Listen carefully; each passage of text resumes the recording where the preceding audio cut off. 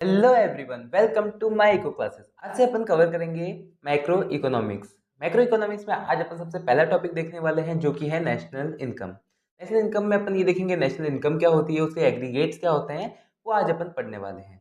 तो आज अपन national income का फर्स्ट पार्ट है, आगे आप बने रहिए ताकि उससे आपको पूरी नेशनल इनकम कवर हो जाए। तो मेरा नाम है दिव्यांशु शर्मा, मैं यूजीसी नेट क्वालिफाइड हूँ। आपको इस चैनल पे क्लास 11th इकोनॉमिक्स से लेकर के मास्टर्स इन इकोनॉमिक्स तक की सारी वीडियोस मिल जाती है। वीडियोस हमेशा मंडे को, वेंसडे को और फ्राइडे को अपलोड होती है। तो आप चैनल को सब्सक्राइब कर दें और बेल आइकन भी दबा दें ताकि आगे आने वाली वीडियोस की नोटिफिकेशन आपको टाइम टू टाइम मिल सके। तो स्टार्ट करते हैं आज की वीडियो को।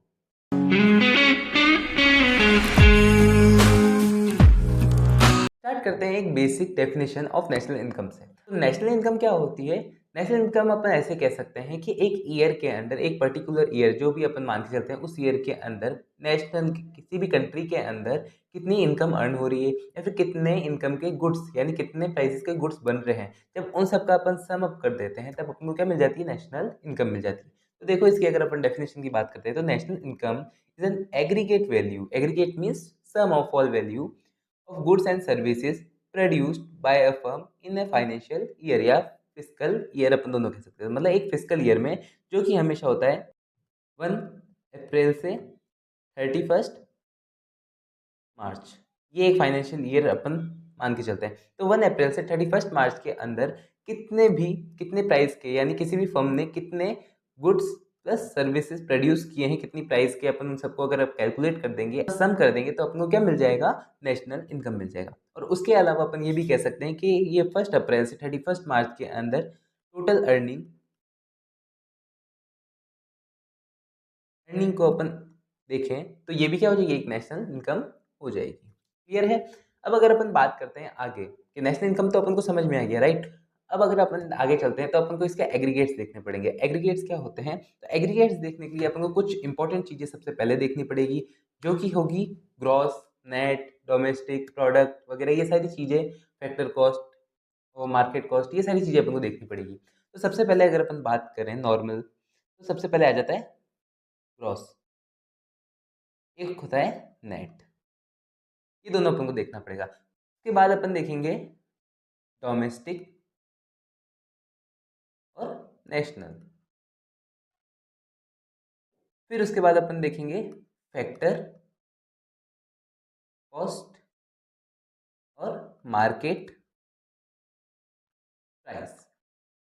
ठीक है, ये सारी चीज़ें अपन को कवर करनी है मेनली। तो ग्रॉस और नेट क्या होता है? ग्रॉस मतलब वैल्यू टोटल वैल्यू जिसके अंदर सारे एक्सपेंसेस जुड़े हुए हैं, और नेट मतलब वो प्रॉपर वैल्यू जिसमें एक प्रोडक्ट बना है उसके अंदर सारे एक्सपेंसेस जुड़े हुए नहीं है। ठीक है?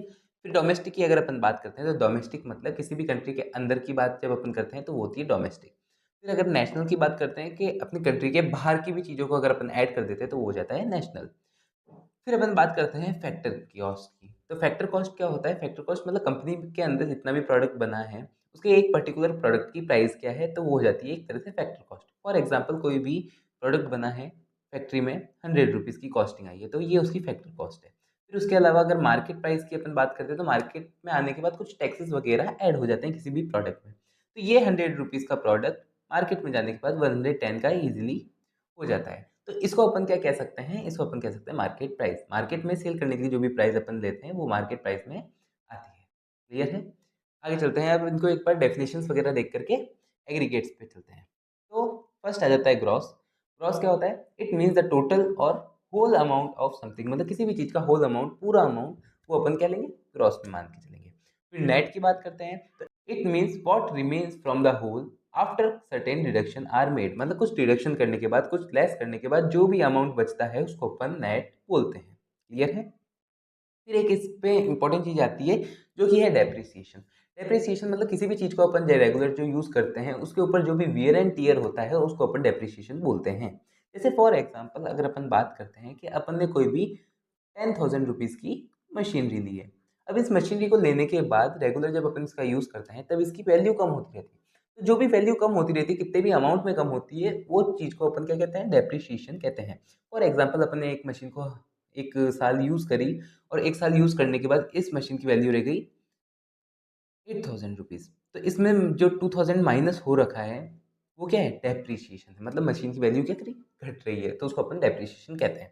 डेप्रिसिएशन के और भी नाम होते हैं, जैसे कि अपन कह सकते हैं current replacement cost of fixed capital, capital consumption allowance. इन सारे नामों से अपन डेप्रिसिएशन को और बुला सकते हैं कि मतलब अगर तुम्हारे एग्जाम में कहीं भी अगर ये सारी चीज़ें लिखा गई तो इसका मतलब होता है डेप्रिसिएशन। क्लियर? अब देखो डेप्रिसिएशन क्या होता है, it represent the estimated reduction in a value of fix asset with in a physical year, मतलब एक फिजिकल ईयर में एक साल खत्म होने में एक साल के अंदर कोई भी कैपिटल पे कितना नुकसान हो रहा है या फिर कितनी वैल्यू उसकी कम हुई है, तो वो क्या है, डेप्रिसिएशन है।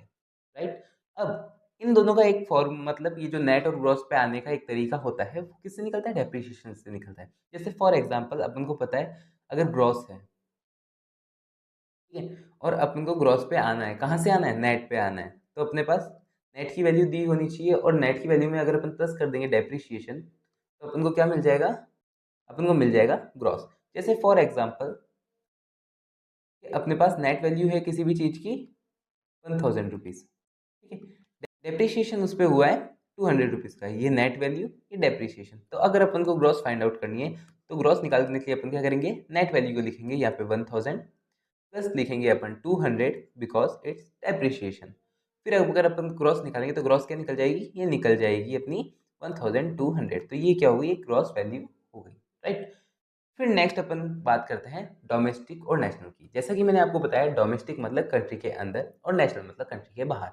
अगर अपन नेशनल कंट्री के अंदर अंदर की चीज़ों को कैलकुलेट कर रहे हैं तो वो डोमेस्टिक में कहलाएगी, और अगर बाहर से आने वाली इनकम या फिर बाहर जाने वाले पैसे जो भी हो रहे हैं उसको भी अगर अपन कैलकुलेट करते हैं तो उसमें अपन को क्या मिल जाएगा, नेशनल मिल जाएगा। तो देखो, a country's domestic income refers to all income earn within its border, मतलब ये जो इंडिया की बॉर्डर है, जैसे फॉर एग्जाम्पल ये इंडिया की बॉर्डर है, ठीक है, इतना परफेक्ट नहीं बना है, बट ये जैसे इंडिया की जो बॉर्डर है इसके अंदर अंदर लोगों ने जितना अर्न किया है, बाहर अभी तक भेजा नहीं है, राइट, अंदर अंदर जितना भी अर्निंग हुई है वो अपन किस में कंसीडर करेंगे, डोमेस्टिक इनकम में कंसीडर करेंगे। फिर अगर अपन देखते हैं कि ऊपर चाइना है, रशिया है, ये है, इनसे भी मतलब कोई भी प्रोडक्ट अंदर आ रहे हैं, इंडिया से बाहर जा रहे हैं, इनकम भी आ रही है, वो भी बाहर भी जा रही है, तो वो सारी चीज़ों को भी जब अपन कैलकुलेट कर देते हैं तो वो कहाँ आ जाता है, नेशनल में आ जाता है। तो it include both domestic and abroad income, तो डोमेस्टिक इंक्लूड इनकम भी इंक्लूड करता ही है और बाहर की इनकम भी, अब्रॉड की इनकम भी इंक्लूड करता है। फॉर एग्जांपल अगर इंडिया में कोई डॉक्टर है, वो सर्जरी करने के लिए बाहर गया है, अमेरिका गए हैं, चाइना गए हैं, रशिया गए हैं, जहाँ पे भी गए हैं, तो जब वो वहाँ पे जाते हैं वहाँ से जो भी इनकम लेके आते हैं उसको भी इंक्लूड करना नेशनल के अंदर आ जाता है। राइट? समझ गए होंगे आप। और फिर इसको भी जब अपन कह रहे हैं कि बाहर इनकम जाती है, बाहर से इनकम आती है, तो इसके अंदर से भी जब डोमेस्टिक से नेशनल पे आना होगा तो वो इनकम जुड़ती होगी, और अगर नेशनल से डोमेस्टिक पे जाना होगा तो वो इनकम माइनस हो जाएगी। राइट? तो वैसे ही माइनस करने के लिए और ये सब करने के लिए क्या लेते हैं, एनएफआई लेते हैं, यानी net factor income from abroad, मतलब बाहर से इनकम कितनी आई है या फिर कितनी हुई है वो इनकम। ओके, तो जरूरी नहीं है ये हमेशा पॉजिटिव ही हो, ये नेगेटिव भी हो सकता है। फॉर एग्जाम्पल अगर आपन ने एक्सपोर्ट इम्पोर्ट का काम किया या फिर बाहर पैसा गया, अंदर पैसा आया और उससे जो भी निकला है एनएफआई है वो माइनस में भी आ सकता है, इट इज पॉसिबल। तो देखो, net factor income from abroad, it is calculate bye subtracting income earn by foreigners in India from the income earn by Indians in foreign countries, मतलब फॉरेन कंट्रीज के अंदर जो इंडियन अर्न कर रहे हैं वो इंडिया के अंदर भेज रहे हैं, तो उस पैसों को माइनस करना पड़ेगा किसमें से, factor income earn by foreigners in India, मतलब इंडिया से जो भी फॉरेनर अर्न करके बाहर भेज रहे हैं उस इनकम से इंडियन वाले की इनकम माइनस कर देंगे तो अपन को क्या मिल जाएगा, एनएफआईए मिल जाएगा। तो देखो, factor income earn from abroad, मतलब बाहर से अर्न की गई इनकम में से माइनस किया फैक्टर इनकम पेड अब्रॉड, मतलब बाहर भेजी हुई इनकम को अगर अपने माइनस कर दिया तो अपन को क्या मिल जाएगा, एनएफआईए मिल जाएगा। ठीक है, ओके। तो अगर अपन बात करें एनएफआईए, एनएफआईए निकालना है तो अपन ये देख सकते हैं कि जैसे फॉर एग्जांपल बाहर से जो इनकम अर्न हुई है इंडिया वालों को वो हुई है 1000 रुपीज़, और बाहर इनकम भेजी गई है वो है 800 रुपीज़, तो एनएफआईए अपना क्या निकल के आया, 200। और ऐसा भी हो सकता है कि अगर अपन एक लें कि 800 बाहर से इनकम हुई है और 1000 बाहर से, मतलब बाहर इनकम गई है, तो जब एनएफआईए निकल के आएगा तो वो क्या आएगा, -200 निकल के आ सकता है। तो this is fairly possible. Okay, अब इसका कैसे यूज़ होता है, तो इसका ऐसे यूज़ होता है जब भी अपन को नेशनल पे आना होगा तो अपन क्या करेंगे, डोमेस्टिक प्लस NFIA करेंगे, ठीक है। और अगर अपन को कभी भी डोमेस्टिक पे आना होगा तो अपन नेशनल माइनस NFIA करेंगे, राइट। और वैसे ही यहाँ पे भी जैसे मैंने शायद आपको बताया नहीं होगा, यहाँ पे भी अपन क्या करेंगे कि अगर अपन को ग्रॉस पे आना होगा तो नेट प्लस डेप्रिसिएशन होगा, और अगर अपन को नेट पे आना होगा तो वैसे ही ग्रॉस माइनस डेप्रिसिएशन होगा, राइट। तो जैसे ये वाला एग्जांपल लिया, अगर इसको अपन को ग्रॉस मिल गया है तो ग्रॉस से नेट पे आना है, तो नेट निकालने के लिए क्या होगा, ग्रॉस क्या है 1200 माइनस कितना करना है, डेप्रिसिएशन 200 है, तो ये 200 माइनस, तो एन क्या निकल गया 1000 निकल गया। तो देखो, राइट, इसी टाइप से अपना काम भी हो जाएगा। अब यहाँ पे भी अगर अपन एक एग्जाम्पल लेते हैं तो यहाँ पे अपन एग्जाम्पल ले सकते हैं, जैसे NFIA क्या है प्लस 200 लेते हैं, ठीक है, इजी कैलकुलेशन हो जाएगी। तो जैसे नेशनल निकालना है, नेशनल निकालने के लिए अपन को क्या चाहिए, डोमेस्टिक अपन मान लो 1000 रुपीज़ है, NFIA क्या है 200 रुपीज़ है, तो 200 रुपीज़ NFIA। टोटल नेट कितना निकला, नेशनल कितना निकला 1200। अब अपन को क्या निकालना है, डोमेस्टिक निकालना है। तो डोमेस्टिक की वैल्यू निकालनी है तो ये 1200 क्या है, नेशनल है, रख दो इधर। NFIA क्या है, ये है अपना 200, तो माइनस 200। डोमेस्टिक कितना निकल गया 1000, क्योंकि अपन ने पहले भी कितना लिया था 1000 लिया था, तो ये अपना निकल गया, इजी। देन अब अपन अब आते हैं मार्केट प्राइस पे। मार्केट प्राइस क्या होती है, तो मार्केट प्राइस में तुमको बताया कि मार्केट प्राइस क्या होती है, मार्केट में कोई भी चीज़ सेल हो रही है जिसके अंदर सारे टैक्सेस इंक्लूड होते हैं, वो क्या होती है, मार्केट प्राइस होती है। और फैक्टर कॉस्ट क्या होती है, फैक्ट्री के अंदर जो भी प्रोडक्ट बना उसकी जो फैक्ट्री के अंदर बनने की जो कॉस्ट आई है विदाउट टैक्सेशन वगैरह, तो वो क्या होती है, फैक्टर कॉस्ट होती है। तो it is the final value of product being sold which include indirect tax, तो मतलब जिस पे इनडायरेक्ट टैक्स लग जाता है फाइनल प्राइस में, तो वो मार्केट प्राइस होती है। और फैक्टर कॉस्ट क्या होती है, it is the cost of a factor production the total value of inputs, मतलब जो भी इनपुट्स लगे हैं उसके अंदर उसकी जो टोटल वैल्यू होगी वो क्या होगी, फैक्टर कॉस्ट होगी। ओके, अब अपन को इन दोनों में भी स्विच होना है तो अपन को क्या देखना पड़ेगा, NIT, net indirect tax. Net indirect tax क्या होता है, ये होता है डिफरेंस बिटवीन मतलब टोटल कितना टैक्स लग रहा है ये अपन बात करते हैं, तो वो क्या होता है नेट इनडायरेक्ट टैक्स। अब तुमने देखा होगा कि बहुत सारी जगह सब्सिडी भी मिलती है, सब्सिडीज। सब्सिडीज अपन को पता है कि जैसे फॉर एग्जांपल सिलेंडर, इंडिया पे सिलेंडर पे कहीं कहीं जगह सब्सिडी मिलती है, तो जैसे मान लो कि 1000 रुपीज़ का सिलेंडर है, उस पर गवर्नमेंट 200 रुपीज़ की अगर सब्सिडी दे देती है, तो अपन को सिलेंडर कितना पड़ता है 800 रुपीज़ का पड़ता है। तो ये जो 200 रुपीज़ सब्सिडी, ये अपन को फ़ायदा दे रही है गवर्नमेंट, ठीक है, टैक्स नहीं लगा रही है, अपन को बचत करवा रही है, तो ये सब्सिडी होती है। और इनडायरेक्ट टैक्स मतलब वो टैक्स होता है जो इसके अंदर प्लस होता है।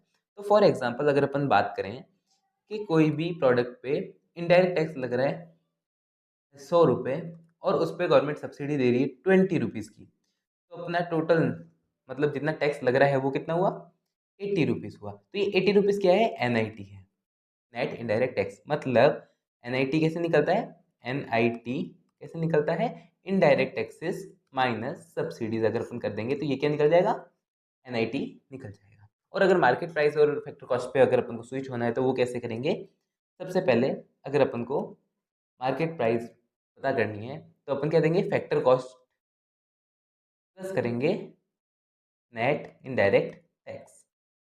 ओके, और अगर अपन को फैक्टर कॉस्ट पे आना है तो अपन market price minus net indirect tax करेंगे।